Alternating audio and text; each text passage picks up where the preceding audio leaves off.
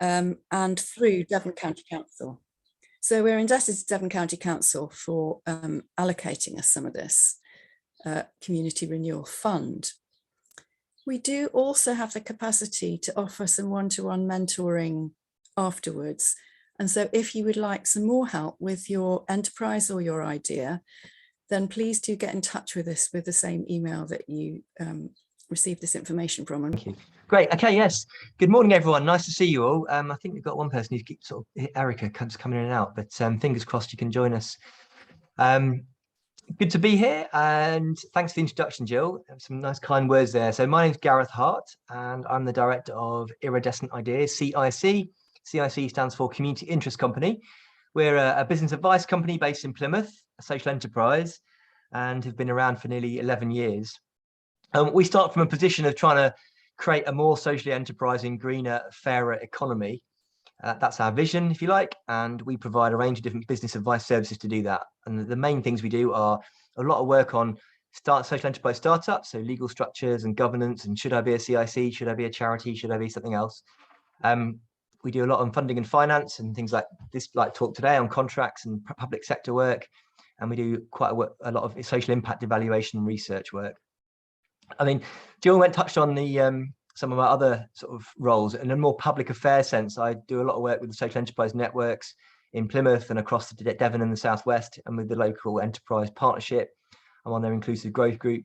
But particularly through Plymouth, I've been involved in a couple of projects which are very relevant to public sector procurement and social value. So there's the Spend for Plymouth programme, which was trying to encourage the council to spend more with Plymouth businesses and to achieve the aim of a greener, fairer Plymouth.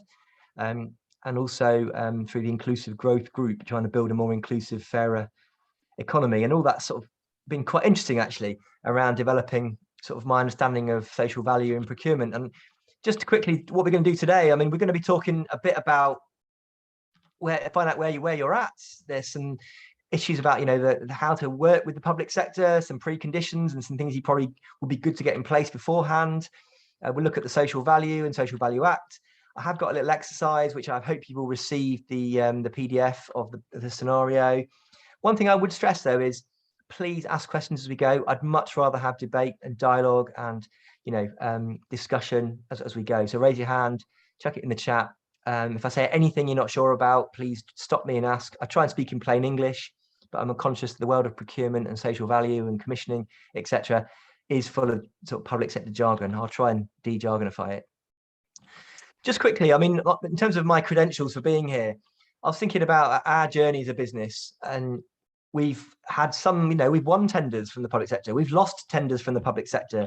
I've evaluated tenders for the public sector in lots of different capacities. We've been involved in multi-million-pound programs funded by the EU, which we had to tender for. We have been involved in sort of contracts of 20, 30, 50,000 pounds with Plymouth City Council.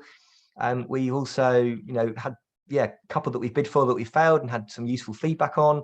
One that I didn't get, which was really surprising and was really frustrating when I found out that I'd made a little mistake, which was a really simple thing to overlook. But that was my sort of lesson learned from something about tendering.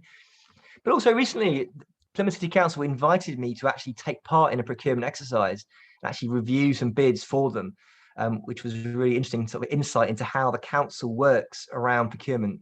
So I've done a lot with commissioners on that procurement side of it as well. So yeah, I covered it very much from a practitioner's point of view. I've learned a lot through doing. I'm not a technical kind of commissioner, or I've commissioned work for my own business, so I have some experience of doing that. So I come at it from a very holistic sort of viewpoint. That's me in a nutshell. Great, thanks, Amanda. Yeah, absolutely. Interesting, the NHS example. I think that's kind of some of the issues we're up against with some of this public sector stuff. Just quickly, I'm going to cover a range of topics. It's going to be hard to pitch a little bit because you've got some absolute startups and people who've been doing this for a long time and advisors. So I'm going to go I'm going to start with sort of first principles, really. We're going to be looking at why bother doing contracting. We're going to be getting your sort of stuff together and your ducks in a line, but being ready to contract, looking a little bit about the differences between commissioning, tendering and procurement, and then contract delivery. We'll touch on things like pre-qualification questionnaires and bid writing, pricing, social value. And then some ideas around how you might win contracts if you're not going to bid on your own, particularly if you're brand new or small. You know, are you looking at joint bids or subcontracting or going into partnership with others? And then a little bit at the end about actually, you know, how might you inform the council? I think this is what Teresa was saying, how you might kind of lobby or advocate for your service and your needs that then leads to a commission. I mean, that's, you know, all statutory, an interesting quote once I read, which is nearly all statutory services were once campaigned for by charities, you know, 100 years ago. So people campaign for these things, and it goes up the political spectrum, and then the councils and the government fund them. This is kind of a little bit how the world works. So that understanding that, I think, is quite an interesting idea. That you know, but it can take a long time. It can take a lot of time, a lot of effort, a lot of blind alleys and frustrating, you know, moments. Yeah, to bear in mind. So my first question to you guys is, so we're talking about winning contracts from the public sector.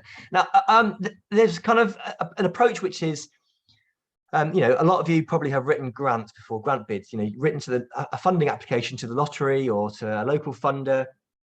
And I'm a big fan of thinking, if you can write a good funding bid and you can get £10,000 from the lottery or £100,000 from the lottery, you can write a good tender. It's a very similar concept, really. You know, you have a set of questions, how you're going to deliver, what you're going to deliver.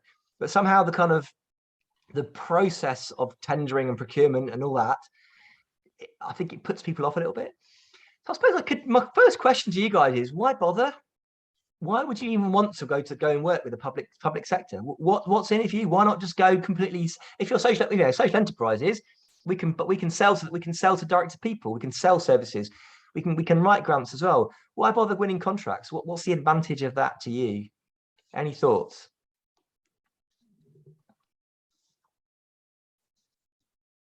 I would say, because for mine particularly, is because I think that the local authority tends to be the sort of organisation that many people go to for support.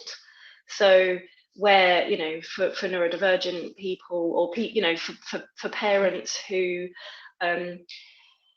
whose children may have just been diagnosed, or for adults, it would likely be the local authority where these people would go for support.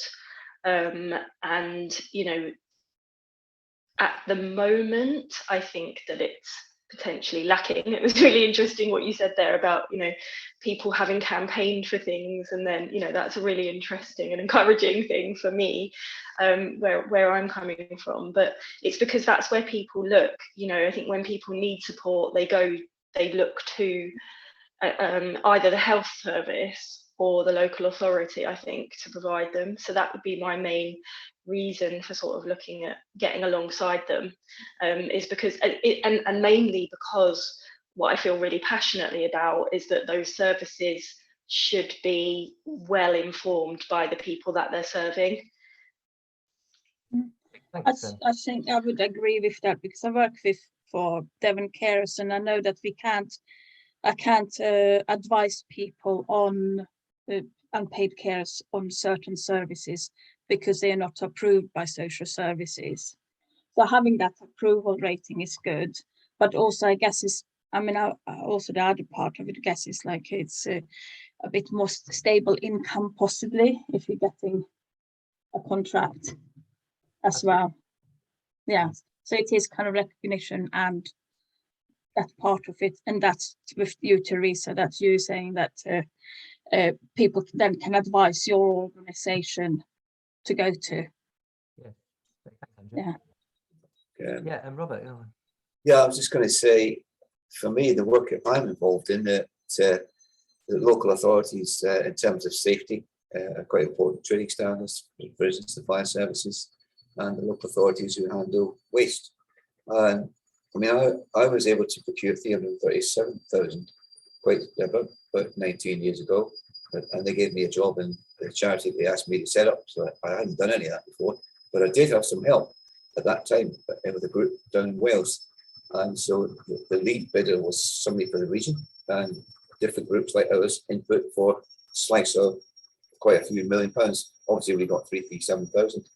So, but to recognise the areas that certainly I'm involved in, needs that. And I'm now a member of the for 5 years the BAYS OPSS Office Product Safety Standards. I'm a member of the Business Reference Panel up there, so I go to Westminster 4 times a year.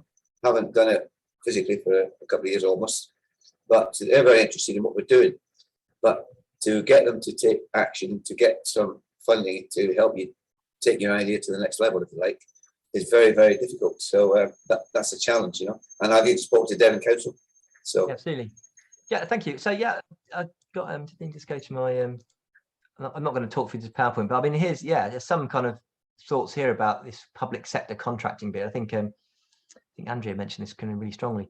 You know, fundamentally, you know, the councils, public sector, NHS, police, fire commission, you name it. I mean, they spend billions and billions of pounds. I think there's an estimate that 1 in 5, 1 in 4 pounds spent in the economy is actually spent by a public authority in some way. So they are valuable contracts. And, you know, if your organisation can access some of that, it's just going to help you develop your business. It's going to get, as I think Andrew said, stable income. You could win a contract for 3 years. A lot of grant funders you go for might be 6 months.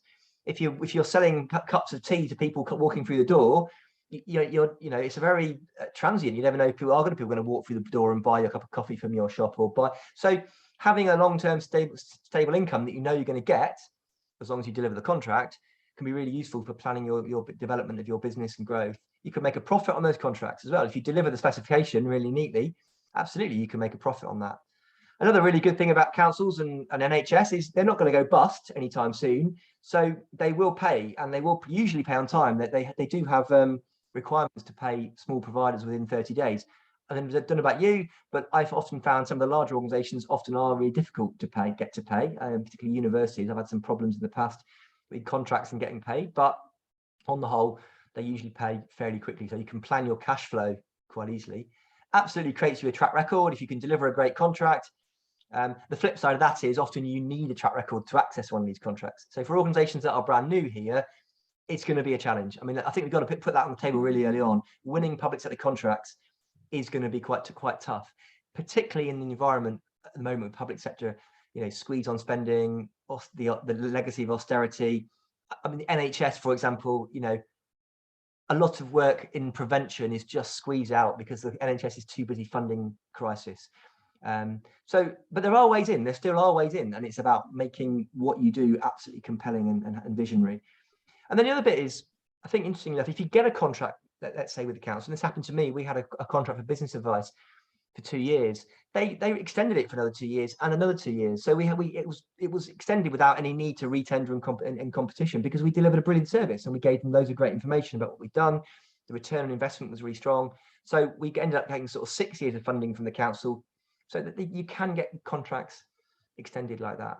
But I think it is important to stress that it is, it's a tough market, and there's always a bit of a sort of a bit in me, which is, sometimes we feel that the state should fund these things, and they often don't.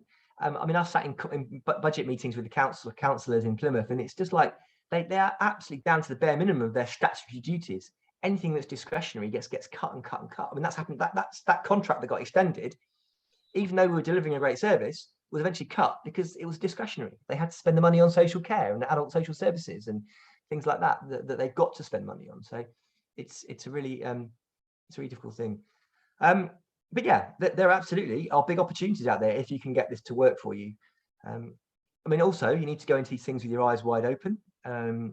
If you go in for the bigger the contract, usually there's a simple thing, which is it becomes more administratively heavy. If you go for a multi-million-pound, the old European Union contracts, for anyone who's done it, involve unbelievable amounts of administration and bureaucracy. So that's something to bear in mind when you go into these contracts. Yes, Teresa, we'll send the slides out, absolutely. So all that said, big opportunities out there for us all. So how are we going to get ourselves ready to be able to bid for a contract? Can I just ask a quick question there, Gareth, because you wanted questions now and again, but I've begun to think that maybe we don't really need the council to actually fund us. Basically, I've learned that through the years that I've been working at, because there are more than one way to skin a cat, because there can be some restrictions, I think, sometimes, can't there?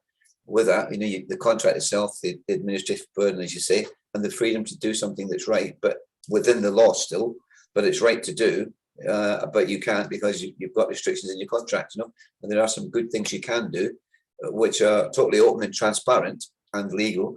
And I could give some examples, but I'm just asking that question right at this point before you go in and show us those little bits, because definitely we want to see them. But we should be asking ourselves, you're right to point out, it's not going to be easy, but maybe we could think, well, we don't really have to do that, but we could still grow locally. That's something that people here are doing. Robert. Yeah, no, I agree. I think that's a fundamentally good question. And I mean, I do a lot of work on income generation for organizations, and we break it into four sort of areas. One is around donations and legacies and sponsorship. One is around grants and classic lottery type grants. One is around contracts like this, and one is around earned income. And if you can get a good balance across those four spectrums, or be less reliant on grants and donations. I meet a lot of organizations that have a 3-year lottery grant and that's it, and that way when that ends they start again. But actually, if you can get that balance right, it's great. I think the other thing about the contracts is it's a really interesting one, isn't it? If you deliver the specification, yes, you can make a profit. That's money you can keep, unrestricted income in your accounts to do other things with. Well, unlike a grant, which is you can't really make a profit really on a grant. And also, I think you just got to bear in mind that that the length of time it might take. You've got to deliver the specification. Normally, my experience, NHS and councils are fairly free. They're quite keen to let you do your own job. Deliver what you want to, how you want to deliver it is up to you. Some are prescriptive, some are not. But as long as you deliver the specification, and if you can show added value as well and added social value, they're happy for you to do what you want to deliver it, which is quite nice. Whereas a grant tends to be very restrictive. You've got to deliver the project you apply for. It's restricted funding and it's quite limited. But you're quite right. The more free you are in that sense. And then the other bit is, I think someone mentioned about bringing issues to the local authority. I suppose you have to bear in mind the independence issue. If you're heavily funded by the public sector, say a council, it's going to be then hard for you to criticise that council. Because I mean, if it's all grown up and if you're all grown up professionals, you should still be able to criticise them constructively, even if you had a contract with them. But you can absolutely guarantee that a councillor will get grumpy and they'll say, hang on a minute, we're giving that organisation 10 grand, 20, 50 grand a year. How come they're out there criticising us? It's deeply political. So you've got to bear that in mind. If you've got a very strong lobby and advocacy role, have a very careful think about whether you want to get a contract with the council, because it's going to be a tense relationship if you start criticising them on the same time, or think about how you criticise them. So yeah, lots to think about in this journey. Not least, what do you need to get ready to bid? I mean, I think there's a set of stuff you probably need some basics in place. And I just flash my slide up there. I'm going to talk a little bit about this. Yeah, thanks for that.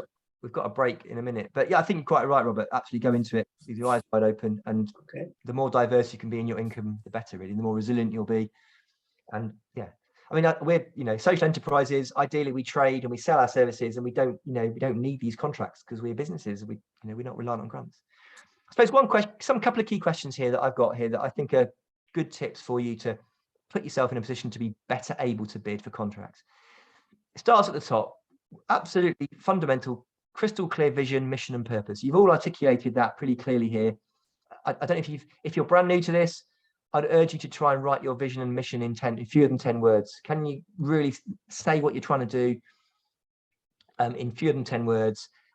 Because that's going to, any council, if you're going to go to a contract with a council, NHS or whomever, they're going to look at your website. Who are you? What do you stand for? Is it really clear what you're trying to do? If it's messy and not clear, and your vision is a 40-page kind of paragraph, and you do this and you do that and you do this, they're going to go, are they the right organisation to deliver this work? I'm not clear they are. If you're going to win a contract for, as you might see in my scenario, catering, but you're an expert in being a donkey sanctuary, they're going to go, hang on a minute, are you the right organisation? I mean, I've looked at tenders. I've got tender lists that come up all the time on my emails. I see really quirky ones, like delivering beach huts in Dorset, or delivering funeral arrangements, or crematoriums. And I think, you know what? It'd be quite interesting to do something completely different. But obviously our business is absolutely not set up to do that. So but bear that in mind. Is it really clear what you're doing? Are you the go-to guys for this service that they're pitching for? They're contracting out. That they're commissioning or tendering, procuring. And then make sure that's consistent across all your platforms. So I've done a lot of work with organisations where what they say on Facebook is different to what they say on Twitter. It's different to their website. It's different to what they put out on leaflets. Always try and be as consistent as you can in that message across all your platforms, because, you know, again, procurement officers, commissioners, councillors, NHS staff are going to be looking at all that social media stuff. They are going to be receiving it. They're going to want to see it's really clear and consistent. Another thing is about governance. So I think this is a really, really important area. I'm a bit of a governance geek, but, you know, a lot of organizations, what's the perception of this organization? A lot of it is about perceptions. You know, you've got to kind of, are you clearly well run as an organization? Are you really, have you got robust financial policies in place? You've got all the policies you need, you know, policies and procedures around all the basics, equal opportunities, equality, health and safety, financial management, procurement, you name it, particularly employment law. If you're going to start employing people on these contracts, are you really, really up for kind of, have you got all the insurances in place? You know, insurance, professional indemnity, if you're doing business, if you're doing advice, or public liability, employers liability, getting all those things in place to make sure you're fit for purpose. Sometimes they put thresholds in. They say you must have, for example, for me, it was a professional indemnity of over £1 million. I started off at $500,000 and I had to got to £1 million of professional indemnity for a bigger contract.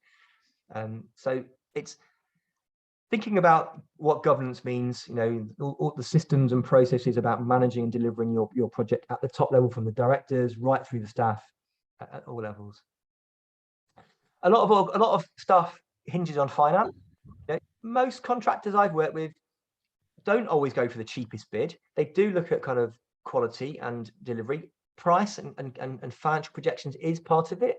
So having really clear cash flow forecasts, profit and loss forecasts, budgets, annual accounts that are filed on time. I mean, again, when I was doing a tendering exercise, we looked at Charity Commission, we looked at Companies House, and we could see if a charity has filed its accounts late repeatedly, that's not a good tick. It's not a good sign for a well-run organisation. There might be really good reasons for that, but if it keeps happening, you've got a question, what's going on there? So again, with Companies House, if you don't file your confirmation statements and your accounts, you can get penalised. You can get little notes on your account that say things filed late. Doesn't look good. So get that right. Get the financial projections right. You know, if you're brand new to this, you're not going to have any accounts. It's going to be hard to bid. So you need probably at least a year of accounts.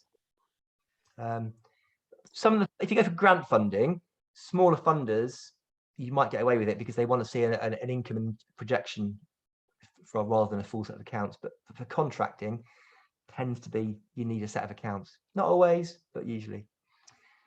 There's a really good tool there, which you might want to look at, which is this thing called a VCSE strength checker. I'm going to see if I can quickly show you that.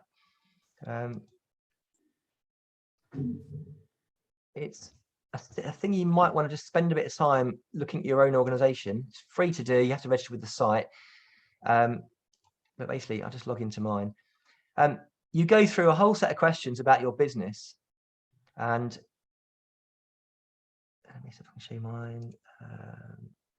Yeah, so it covers things like sustainability, market, strategy, track record, quality and impact, whole set of questions. So if you go to this first one, asks for quite a lot of information about turnover and financial management. It asks about understanding managing finances, people, staff, skills, plans, partnerships, quality, impact marketing. And at the end, it gives you this little report which says how you're doing. Where are we? Here we go. It scores you out of 100%, tells you where you're good, tells you areas to work on, gives you a little traffic light system, looking good on greens, yellows, reserved for, you know, things like that. So it's quite a useful tool to see where you're at. And the good thing is with the questions are quite nicely phrased, because it tells you, so for example, on bookkeeping, it might say, do you just keep a spreadsheet, right up to actually all powerful Sage online bookkeeping systems with professional accountancy services embedded in your services. But it gives you the ideas about how you could improve it step by step.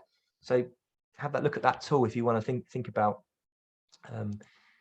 seeing how well you do and areas for development in your organization.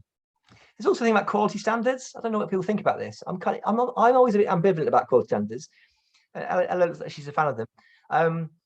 There's things like ISO, British standards. There's the EFQM, the European Framework of, I can't remember what it's called, European Framework for Quality Management. There's probably a standard for your area of work. I mean, yeah, there's Picasso, which used to be for the volunteers, investors in people, social enterprise mark, things like that. I think they're good to have on the whole. Some of them, again, I always used to think, is it commensurate with what you're doing? It's no point going through a really complicated ISO 9001 service quality sort of check if you're a small organization doing something here. I mean, if you're going to go for a multi-million-pound NHS contract, they're going to want high degrees of quality. Ella, you're a fan. Have you got anything you want to sort of sell quality systems? Yeah, I just think it can be quite empowering to the organisation to have that stamp as well, to sort of say, yeah, we're good at this, like we can do this. Look, we're signed off as being good at doing this. So that's really good. And for the volunteers and for people that are involved in it, I think that's really nice to be part of something that is recognised. And I think that's really important. I think in terms of social prescribing as well, when we're looking at having our community members access activities and community groups and different things around, some of our stat service colleagues really are looking for, is it registered? Is it above board? Is it well governed? And so I think it gives that opportunity.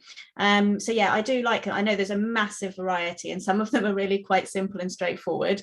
Like it's a conversation and there you go, you get a tick. And others are really more stringent. So I think it's about just being really measured and working out what's best, but it can be really empowering for the groups is what I feel, having been employed by one that has the investors in people and things like that. So yeah, absolutely. No, I agree. You've won me over, Ella.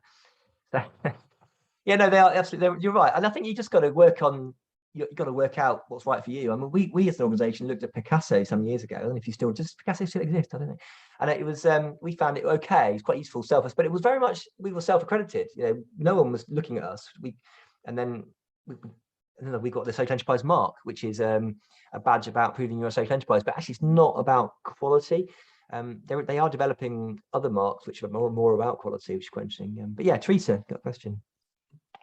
I was just going to add, I think it's in some of my experience, it's not always followed through. So and I think that's really important as well. It's actually being able to check what organizations are doing what they've signed up to do, and you know, particularly with like the positive about disabled people it used to be, and you know, employing disabled people, because again that's relevant to my sort of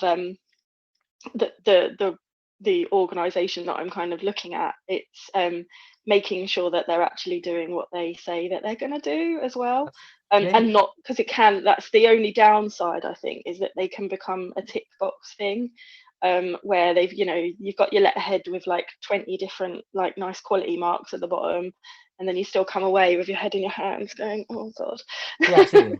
Yeah, I think I think you're right. You'll always go into it with a pinch of salt, but I think there is something to be said for if you're pitching for contracts, if you've got those quality marks that are very relevant to your profession, it's a passport through that gatekeeper stage. They're going to go, oh yeah, they're good, move on. They'll ask the next question. So yeah, but you're quite right. You know, there's and I've sort of known about, which is for disability employment. I'll put this link in the chat. It's something I've seen recently, which is because I'm involved in the social enterprise mark. They've got a disability employment mark. They were talking to DWP about DWP, the Department for Work and Pensions, recognising that as a quality stamp if you're going to bid to DWP for contracts. So maybe have a look at that if you're interested in that. But yeah, I'm conscious of time. Just want to keep moving on. And yeah, interesting Roxy's point about living wage as well. That's I think a really interesting thing about social value and about, you know, inclusive economies and all that. Absolutely. So we are, yeah, is Iridescent? I put my hand up. We are a living wage certified employer. So but no one's ever told me that's helped me win a bid. But you know, it's something we've got, and it's yeah. Okay. There's a new one as well, which is living hours, which are just coming out. So keep an eye on the living wage organisation for that. Cool. Also, I think the components of what you're measured by, you know, and those different standards that people bring out, such as what Gareth was showing us on the VSC sustainability, 85%. How do you prove you're sustainable? I mean, it's so grey. And so you have to look at the value of the elements of whatever mark you're getting. But I think you're right, having it for a bid or contract, it's important to have some of these things in place and bear in mind the costs that there may be of auditing that as well. So you have to factor that in. Yeah.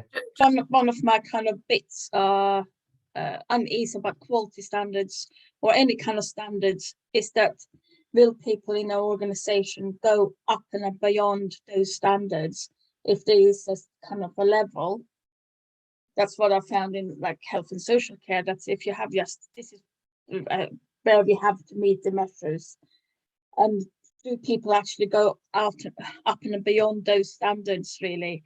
And I think that generally I don't like the concept. I completely understand how it's helpful for us here in the session, but that's more of a philosophical kind of discussion, which is probably not. Yeah, no, I think you're right, Andrew. I think you're right, Andrew. And I think it's a bit like what Teresa's saying. You know, you can see all these badges, and actually you still have a bad experience with an organisation, can't you? And so yeah.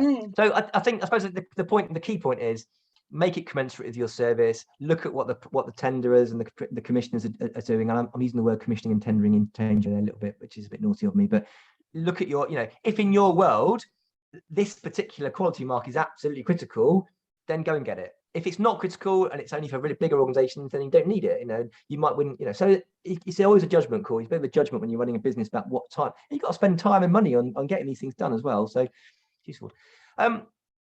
Just quickly, I have mentioned the difference between commissioning, tendering, etc. I mean, just technically speaking, there's a little bit of a difference. You know, I always think of commissioning as that kind of broader sense of like, let's say the council, it's commissioning services it wants to deliver. It's looking at the needs of the area. It's looking at the, you know, what the specific issues are, whether it's adult social care or youth service or whatever. It has to go out and consult. It does a whole load of work to kind of decide what's needed. And that's the commissioning phase. And then it's then going to try and procure those services. So it has to procure them usually through a tender. Now, there's all sorts of thresholds there, depending on every council you've got. So you've got different sort of, there used to be the open OG thresholds, you know, the European Union thresholds that have to be advertised at a certain place if it's over 100 and something thousand. I think in certain councils, there's still those thresholds. So I would urge you to go and look at your own council and find out their own procurement policies. So in Plymouth, they've got in their social value procurement policy framework, they talk in there about the thresholds for social value, which is quite pioneering actually around that for Plymouth.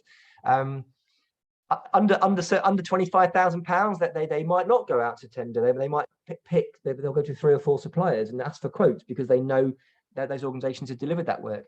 Which goes back to this thing about what's the size of the work you want. Because if you are going to be pitching it under that threshold, it's more about, are you known as an organisation to deliver those services? So they will come to you and say, right, can you provide a quote for this because we know you do this? It's under that £25,000 threshold or whatever that threshold is. For bigger contracts, it becomes a more formalised process of tendering and procurement. And then you've got, you know, if you win it, you've got the whole contract management side of it and the delivery side of it to navigate and make sure that you're delivering what you say you're going to deliver, find out about the reporting arrangements, but just think about that process of commissioning, tendering, and contract management. And I suppose I'm a big fan of like, can you influence the commissioning process first? You know, what is it you're doing around your services and your work? I was going to touch on this at the end, but actually, you know, if it's the first point, there's that pre-commissioning phase for your businesses. You know, it's about getting yourself known, becoming the go-to people for your service, building trust, networking, you know, taking part in consultations, being on public forums relating to your activities, inviting your councillors to meetings and your MPs, getting in the media with your issue, things like, you know, really knowing your patch, campaigning and advocacy. Because if you get yourself known as that organisation for disability or for, you know, I don't know, whatever, you know, business advice or dementia services, etc., then you're in a better position to then bid first contracts because you're trusted, you're known as an organisation with something to say about that, or you're delivering great work. We do a whole session on social impact reporting. If you report on the impact of your work regularly, annually, get that out to all the people that matter, the commissioners in the NHS, the commissioners in public health, the people in the council, the people in Department for Work and Pensions that are relevant, because you're raising awareness of your services. You know, you're influencing. Then, you know, if you're campaigning for an issue, back to my point about public services were once campaigned for. Yeah, Surfers. I don't know if you remember Surfers Against Sewage. Surfers Against Sewage has a really interesting approach to this, which was they wanted to get sewage services better delivered by public sector. So they drove it up the campaign issue really hard in the media. It made it massively a hot political topic. And they had a simple solution, which was build better ultraviolet sewage service systems. But by getting it in the media so much, eventually they forced action, and people had to deliver. The public sector government had to implement better sewage systems for beaches. Very similar principle for your work as well. If you make it so critical, the politicians will look at it and go, yeah, we must deliver these services. But in the context of austerity and public sector delivery, it's a challenge. And then also don't forget, there's lots of competing voices. There's lots of other people out there campaigning for their issue. So it's always it's a very crowded in that sense. Right, I'm conscious of time. Shall we have a quick comfort break? Key things around a bit more on the sort of the actual the process of tendering. I don't know how much, if you've done this before, you'll know. For larger contracts, there's normally a stage called a pre-qualification questionnaire. So it tends to be contracts, I think, over 110,000, 170,000 pounds, depending on who's tendering it. It's normally a first stage of due diligence.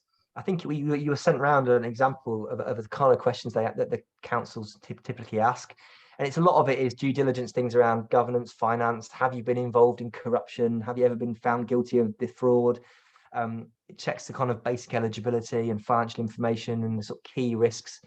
Often you have to, well, the one we did in Plymouth, and you had to plug in specific numbers from your balance sheet, and it did an assessment whether they thought you were a risk or not, looking at sort of acid test ratios on your accounts and all that sort of stuff. So it's that compliance thing that you might have to go through. For smaller contracts, you don't normally have to do that. You can just bid straight into the they usually use systems. I'll send you a list of all the sort of the websites that you can register with and get sort of links to all the tenders that come through. There's also just different ways of doing it. Some of it is a straight up invitation to tender, and you just have to, there's a specification. You've got an opportunity to ask clarifying questions. Often they are made public, so everyone can see the questions that were asked. They ask a set of questions. You put your CVs in, you put your answers to the questions in, you put your price in, you put anything else you've got to put in, all the supporting documentation, and hit submit. There's also things called like lots and frameworks, if you've ever heard of that. So some contracts, they divide up into lots. Example being in Plymouth, we had a business advice contract. I think the total value was something like £250,000. They put it into 4 lots and different themes. One was around social enterprise, one was around digital, one was around something else. And then you can bid for specific lots. You can bid for 1 lot, 2 lots, all the lots, whatever. And there's a thing called frameworks. And this is a bit of a funny one where they're not actually delivering a service, but they advertise for organizations to be on a framework that they might then deliver and pay you to do things by being on that framework. So you have to make sure your quality is good enough to get on the framework, and then they might commission you directly to do bits and pieces of work. So, and my example of that was I'm on a framework in Devon County Council.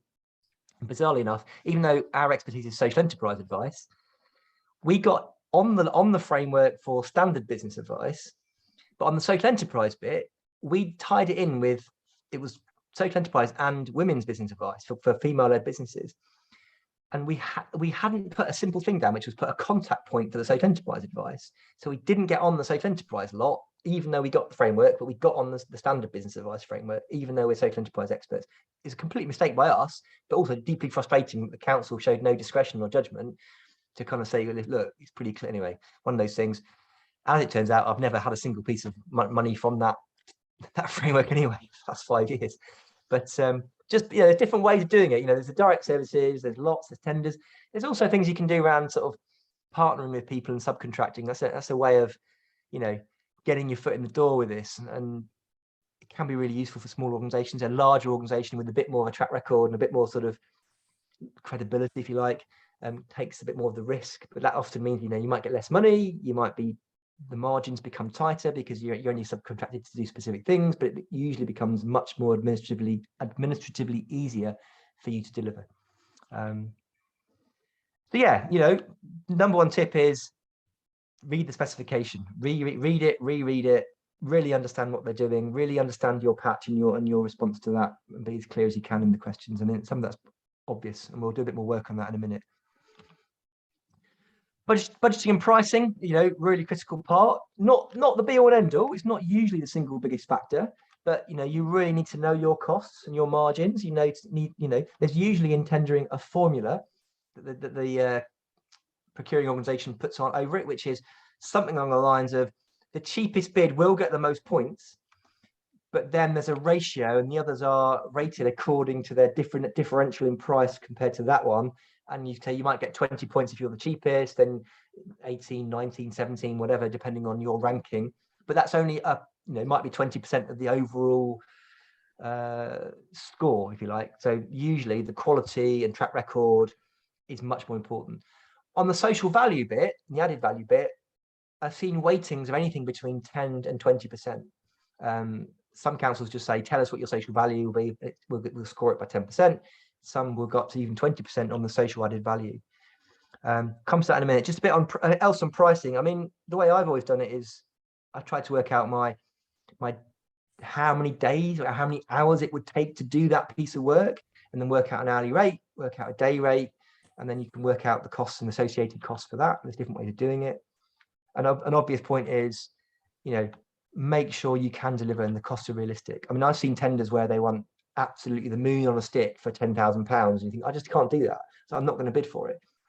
So you've got to be really clear that you can deliver what you say you deliver for the price. I mean, there's all sorts of things people say about, I just need to get my name known by tendering. I will, even if I don't get it, or I'm a lost leader and all that sort of stuff. I know, just be careful about that. I'd say go into that very, very clear about what you're trying to do. But and if you're subcontracting or you're the lead organization usually then has a percentage or a margin for its management of the contract.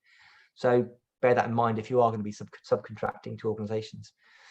And quickly on the social value side of it, I think this is a really interesting opportunity for our types of organizations, for social enterprises, charities, and sort of voluntary sector.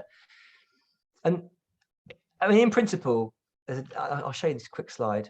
Definition of what social value is quite loose.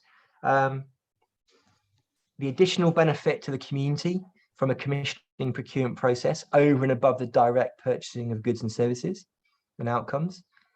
And then the second definition, a process whereby organizations meet needs for goods, services, blah, blah, blah, and generating benefits for society. There's a specific legal act, 2012 Public Services Social Value Act, that's out there, and that really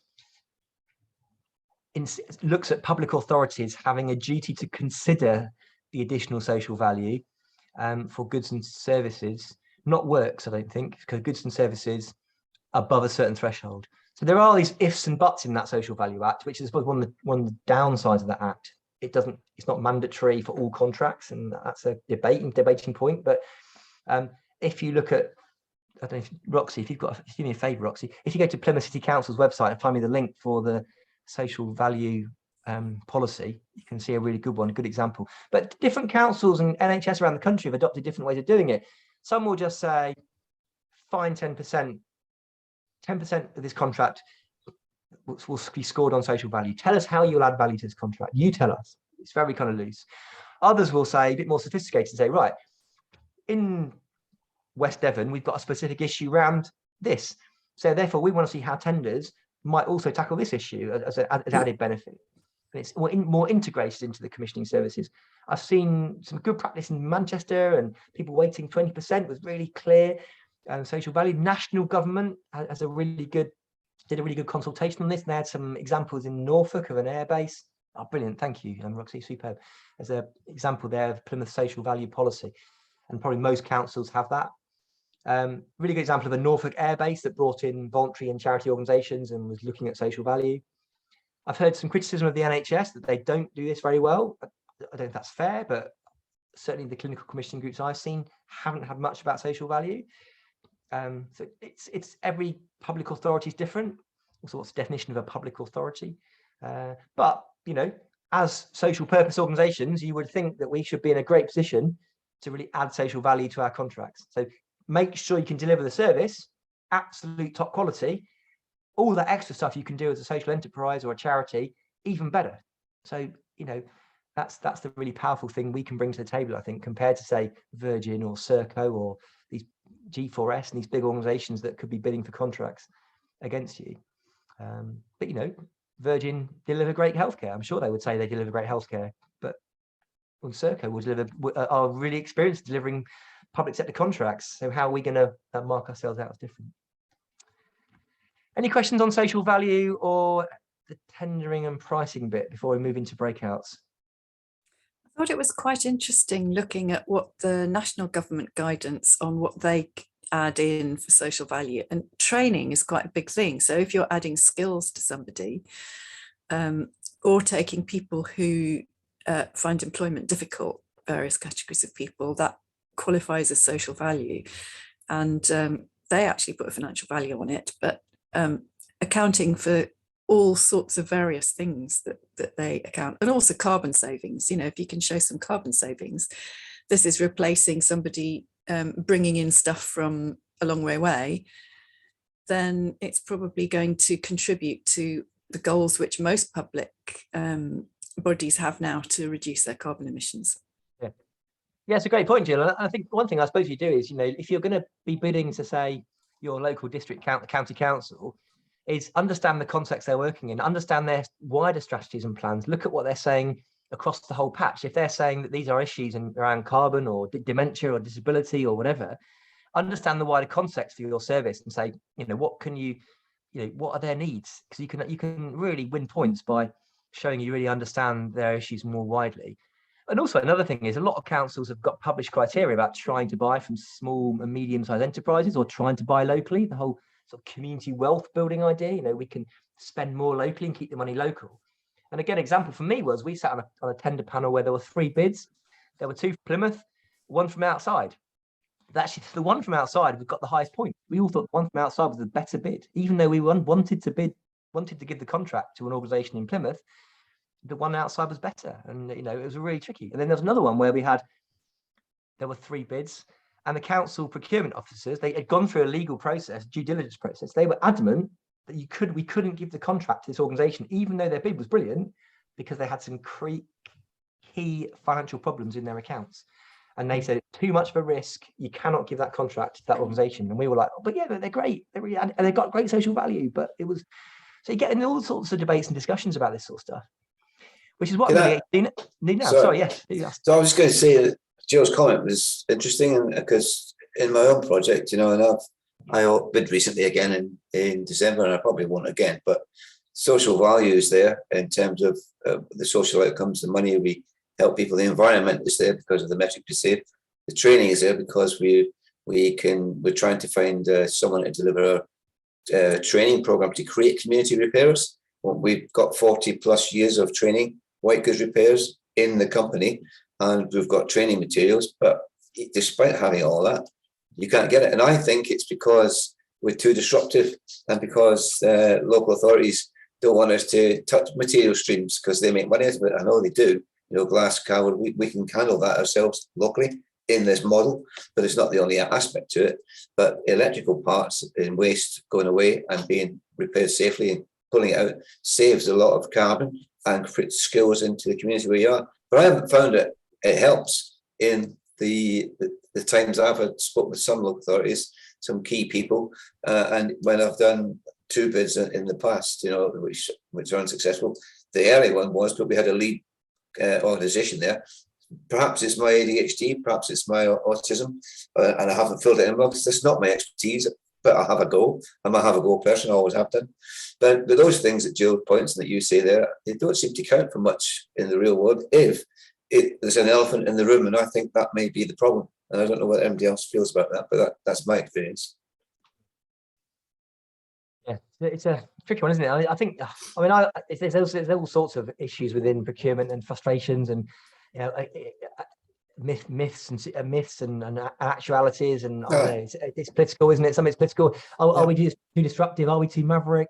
I mean, I always say if you don't get a contract, always ask for feedback. Try and get clarity. And on the whole, I didn't, you know, I trust what they tell me. Sometimes it's frustrating, don't get feedback, but I kind of, yeah. I mean, the disruption point is interesting. I mean, if you are a disruptive organisation, the council might not want to work with you. And I mean, I don't know. It's difficult, isn't it? But I'm just conscious of time. I want to just move on a little bit to this exercise we're going to do. So, I mean, these are all the tough decisions procurement officers are making. You know, if you've ever done it, you are having to weigh up all these factors, and it's a classic dilemma, really. And I think, like Ella was saying, you know, what is the scope to get them to work together, or could you commission one to do this? I mean, then it gets a bit messy. And like Teresa was saying, actually, what you want is a really neat, sharp, bang, let's go, move on, make the decision. They're good, go, and then you can move on to the next thing. And yeah, that's absolutely what a lot of people will do. So yeah, Teresa, go on. I was just going to say it was quite good. We both said that, you know, we were sort of thinking about how if this was us, you know, when you're doing it and you think, you know, your organisation might be the one that has interesting, innovative, creative and heartwarming, you know, concepts behind it. But exactly as you said, if it's new and if it's not, you know, at the end of the day, especially when there's so much pinch, if you're not meeting the criteria that they're looking for, obviously, a bit like a job application, isn't it? You know, if you're not making it really obvious to the person who's looking at all of those different applications, then it's going to be more difficult for them to pick you over the ones that are. Absolutely. You know, I think, yeah, and I don't know if anyone here know, you know, what we don't know how much flexibility procurement teams within a council or a school have got. I imagine a school would have more flexibility around negotiating because they're a bit smaller. A council might be a bit more straitjacketed by certain things, but what we'd hope, or what I would hope, is through all the work that we do around this sort of idea around inclusive economy, social enterprise, the New Prosperity Devon, and all our organisations, you'd hope that public sector commissioners are starting to think a bit more creatively about the way they use social value in these examples, you know, and also what it means to different people. You know, what is social value? And it gets, you know, I think it's a really interesting question about, some people approach it with, oh, it's just 10% extra, we'll do this and this. Others really embed it in, like the second one. Others are a bit more slack about it, but we know it's good. And yeah, interesting debate. Anyway, hope that was interesting and useful. Great, some interesting discussions. I'm just going to move on a little bit to a few things to finish off. Just some really practical tips, really, that you can see here. If you are looking to supply the public sector, I highly recommend you need to register with some of these websites. So a lot of the, particularly the local authority ones, go to Pro Contract, Due North. Some of them are the same. I think Supply in the Southwest might end up being the same one as Pro Contract. If you've never done this before, you register your details on there, you put a list of your interests on there and what sort of services you provide. And then you'll get a daily or a weekly email saying these tenders have come online, and you can then go onto them, download the specifications, express an interest, and then you got all the applications. It's done through their website. The government UK one is there, find a tender, contracts, find different sizes, but you need to, you know, do a bit of digging around. I think Pro Contract is the one that's the most common in the Southwest. Let me just check that for you. Oh God, I got the link wrong there. Oh, yeah, I have. Sorry, I realised the link on the slide, the Pro Contract, is the wrong one. So that is the one that a lot of the local organisations use, and you can register on there. And then, you know, I get a daily email. So it's a bit frustrating. It even comes in on Christmas Day. Like 1 minute past 12 on Christmas Day, I got an email from Pro Contract saying these tenders have come out. I was just like, go away! I don't want to know about that. This is quite funny. Where was it? I'll show you an example. You get an email. And the thing is, then you get an email, and it's basically all the councils in the country, all sorts of contracts. Like I was saying, it could be funeral services and marketing in Durham, or it could be social enterprise business advice in Plymouth. It could be, you know, who knows? It could be, you know, disability services in rural Devon. So, but definitely look at those tender sites and register with some of them. We talked about the pre-commissioning stuff, so getting yourself known and absolutely, you know, getting really the need for your service is the commissioning bit. You know, you've got to get to commissioners, so don't be afraid to ask to meet commissioners.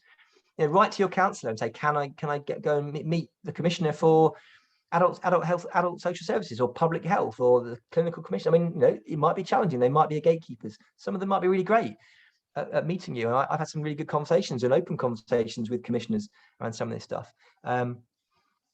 some will say they haven't got any money. They haven't got any money to bid for new services, but maybe they'll say in 3 years' time, when that contract ends, come back to us then, because we'll have a new contract to let, and they might want to negotiate with you. And you've got 3 years then to lay the groundwork for you being the best organisation to win that contract. I was going to do a bit of work on jargon, and I mean, we can probably find a glossary. Gina, we'll have a look if there's a glossary of terms for public sector commissioning and contracting. It is a world of jargon. Probably not public sector's like. It's challenging, and if you looked at the pre-qualification questionnaire example, sometimes it's really bamboozling. You have to just try and methodically work it through, and it's appreciate people who are dyslexic or have got the support needs. It can be a real challenge. So there's no easy solution to that. I think we've got to campaign. That's the campaigning. Let's go back to the councils and ask for more accessible services and more easier to digest tendering processes, I suppose. Right, that's probably the end of my talk. I suppose I just want to open it up to questions and thoughts. Have we put you off completely? Or do you think this is an opportunity? Is it something that you think, actually, yeah, there's something in this for me? Or any other burning questions, really? What are your thoughts? Yeah. With regards to what you were saying about bids, I think it was the Arts Council can you hear me? Yes. I think it was the Arts Council last year that allowed people for the very first time to make a video version of a bid rather than a written bid, because I have problems doing that kind of writing as well, without necessarily the labels of dyslexia or whatever. Just be a matter of education that you just don't, just not good at that stuff or have never done it. It's like doing exams, isn't it? Which means that we're enabling the enabled and privileging the privileged all over again. That's a fantastic example, and I often wonder whether sometimes asking whether one could do a video presentation for a bid might be a strategy. Yeah, I think it's a good idea. It's nice to know that, to be fair. I think also, just from my point, Gareth, I just went for a bid in January. It took up all the time, and I think what we're trying to do isn't something we're going to actually go for a bid. We're just going to do it. We've got funding to just get it launched. Right. So that's what I'm going to do. But it's been really useful to what you've said. It's been really, I think, helpful to make me a little bit and help me decide that, as I was thinking, I'm not probably going to do another bid between now and the end of this year, because we can't actually get any revenue streams anyway, as you say, when you get those bids. It's restricted, so that would put us back a further year, whereas we're ready to sort of launch at the end of this year, early next year. So the money that we've got, we can get that launched. So I won't put a bid, but I think we're disrupting too much as well. And I think that's always been an elephant in the room for us, because it means less jobs for people in the council in some respect. But I was talking to leaders of councils, two in Wales. They say, well, we've got to be zero waste. So if there's no jobs because it's all handed out there, then we're quite happy with that, But inside, nobody's going to be happy about losing a job. So you're always going to be fighting that elephant, Yeah, it's difficult. Just Jill, before you play the video, Teresa, did you have your hand up? You want to say something? I was just about to say, based on what was just said then about the putting in a video, because interestingly, there is an organisation called Spectrum Gaming, which is based up in and around Manchester, and they were just recruiting. And obviously, the recruitment processes generally are quite ableist, particularly interview scenarios, and sometimes even filling in application forms. And they allowed they were recruiting for staff, and they allowed people to essentially record or do a voice recording of themselves for their application, which I think is it was a very good example of being more, they allowed the opportunity to have a short application form. They just had a variety of ways that people could access the recruitment process, which is a really good example of how to be more inclusive. Absolutely. No, there's some great examples like that. I mean, I'm a bit pessimistic that councils and NHS in procurement things would allow video pitches. But hey, you know, if you in your tender, you could put a link to a video, and I mean, that's, you know, absolutely. If you're writing an answer to a tender question in a formal way, is put a link in there to a video you've got on your website, certainly of the impact that we try and do. Whether councils will allow full-on video pitches, brilliant. I mean, yeah, if someone needs to campaign for that and ask for that. It's great to hear the Arts Council doing it in a funding sense, but I think we might have a way to go. Yeah, I think you're right. I think it's as well, Teresa, it really helps to have a good video, and that's what people look at. So, yeah, you know, raising small amounts, that's a good way. Yeah, I know that the council, we as a parent carer, we are still trying to get them to get the website to be accessible for people with disabilities. So, you know, trying to get them to accept video. Yeah, video tenders might be a little way away, but hey, you know, got to start somewhere, haven't we? Absolutely. Yeah, cool. We've got to keep trying. Right, Jill, should we play this video then? Okay, go.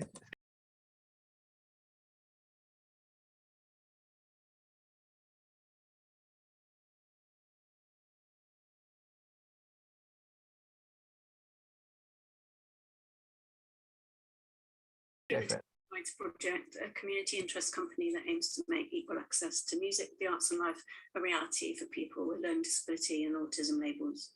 I've been asked to put together a few thoughts about the way in which we work with public sector organisations. First thing I think is really important is to understand who you are and to be able to articulate that. So know the aim of your organisation and what drives it, understand the approach to your work and be prepared to tell people about that. Then I think the most important thing is to understand the same about public sector organisations. What's in the national news? What's in their strategic plan? What are their priorities? Once you've got that, look for the common ground. Where are the places where you could usefully work together? Where are the places where you bring things to them that they need?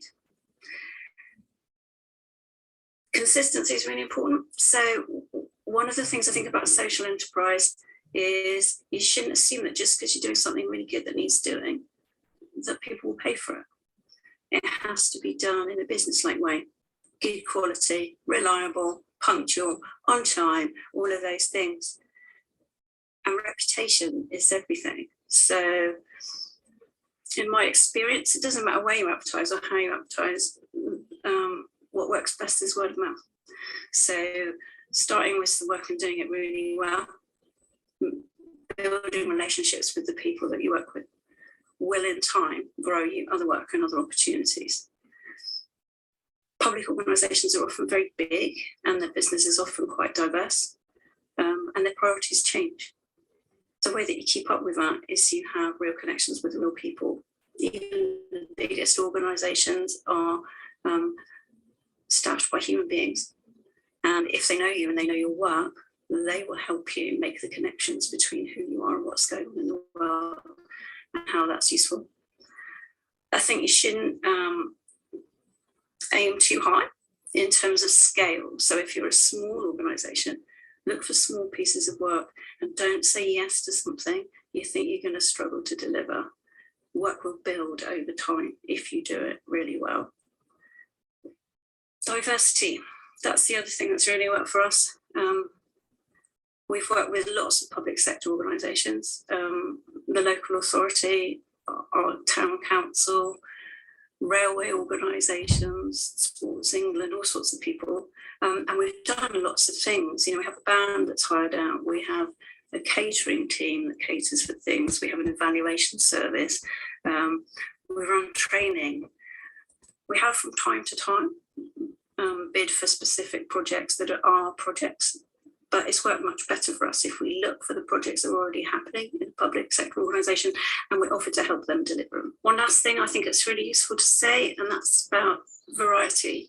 So we never have all of our work wrapped up in one public sector organisation or any other organisation or in one budget.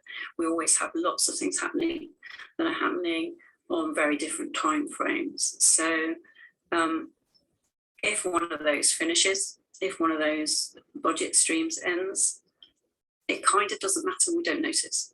there's enough variety going on in terms of the work we're doing and where our income's coming from, that we can afford for that to ebb and flow.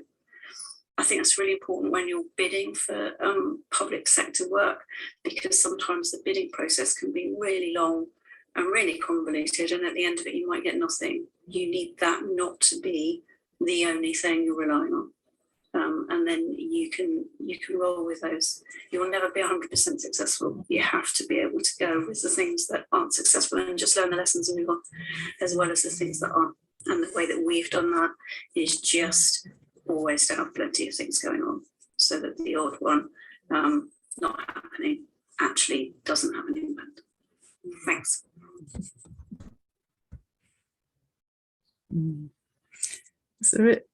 Gosh, that's a really interesting project, actually. And there are quite a few little videos made by participants in their projects on their website. And they do things around credit, and not that are specifically adapted for people, their client group, but just stuff that needs doing. So there we are. Thank you. And I think we're nearly ready to wrap up. Is there anything else, Gareth, that you wanted to say at this point? No, so just in summary, I think, yeah, public sector contracting is a big opportunity. There's no doubt about it. The public sector spends billions of pounds in the economy on things that you're doing. So it is a big opportunity. I think you have to go into it, as the colleague was saying on the video, your eyes wide open, with really clear professionalism. Yes, if you're brand new, it's going to take some time, because you're going to tend to need a track record. But, it can be a great way of developing your organization, giving you that kind of ability to give you some stable, sustainable income for 2, 3, 4 years, and delivering on that contract, and then even making a profit on it. So it is an opportunity. It can be difficult. I think partnering and subcontracting with other organizations is a really useful first step for new organizations, joint bids and things like that. But yeah, good luck. I've put my email in the chat if you want to drop me a line with any questions, or anything about social enterprise more widely. And yeah, thanks for joining in. Thanks for entering into the spirit of this and getting involved in the case study, etc. Some great questions and great debate. So I appreciate that. So thank you and good luck. Thank you. Thank you as well. Thank you so much, Gareth. That was really some clear messages. Well, thank you so much. You've been brilliant participants, and you've all brought a lot of insight about your particular fields and your projects. So good luck to everybody, and very good to have you with us.